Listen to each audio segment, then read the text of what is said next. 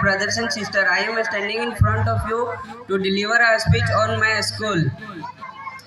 First of all, happy annual day all of you. Schools are considered as the temple of knowledge for the student.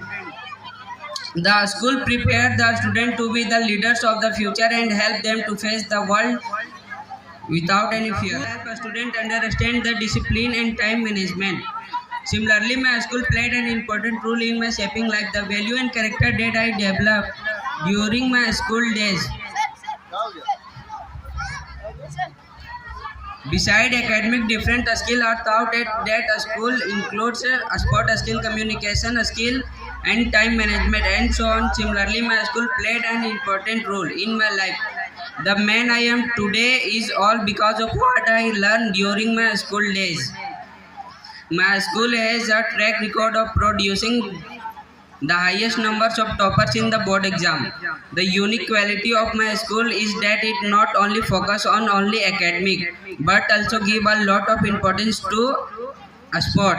Science competition are also conducted in my school that test the ability of a student and public speaking skills. The winner of the competition was handed a trophy and a scholarship problem for further studies. Thank you.